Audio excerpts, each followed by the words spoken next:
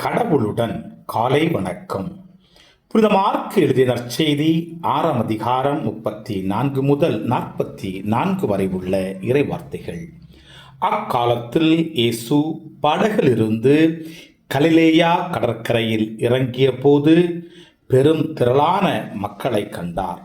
அவர்கள் ஆயனில்லா ஆடுகளைப் போல் இருந்ததால் அவர்கள் மீது பரிவு கொண்டு அவர்களுக்கு பலவற்றை கற்பித்தார்.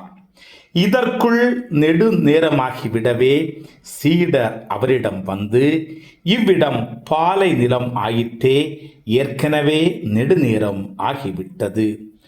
சுற்றிலுமுள்ள பட்டிகளுக்கும் ஊர்களுக்கும் சென்று உண்பதற்கு ஏதாவது அவர்களே வாங்கிக் கொள்ளுமாறு நீர் மக்களை அனுப்பிவிடும் என்றனர்.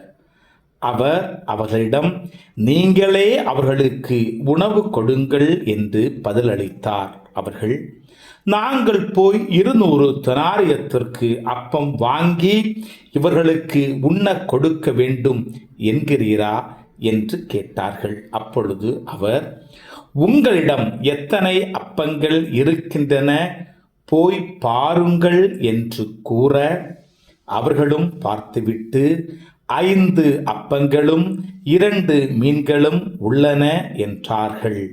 அவர் எல்லாரையும் பசும்புல் தரையில் அமரச் செய்யும்படி சீடர்களை பணித்தார். மக்கள் 100 பேராகவும் 50 பேராகவும் வரிசை வரிசையாய் அமர்ந்தனர். அவர் அந்த 5 அப்பங்களையும் 2 மீன்களையும் எடுத்து வானத்தை அண்ணாந்து பார்த்து கடவுளை போற்றி அப்பங்களை பிட்டு அவர்களுக்கு பரிமாறுவதற்காக தம் சீடரிடம் கொடுத்தார். அவ்வாறே அந்த 2 மீன்களையும் எல்லோருக்கும் பகிர்ந்தளித்தார். அனைவரும் வயறார உண்டனர். பின் எஞ்சிய அப்பத் துண்டுகளையும் மீன் துண்டுகளையும் 12 கூடைகள் நிறைய எடுத்தனர். அப்பம் உண்ட ஆண்களின் தொகை 5000. கிறிஸ்துவின் நற்செய்தி.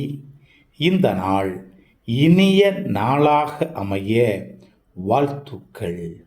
பல பல பல புதுமைகள், பெருமைகள், இனிமைகள் இறங்கிய நல்ல நாள், ஒரு நல்ல நாள், நம் தேவன் தந்த நாள். இது நல்ல நாள், ஒரு நல்ல நாள், நம் தேவன் தந்த நாள்.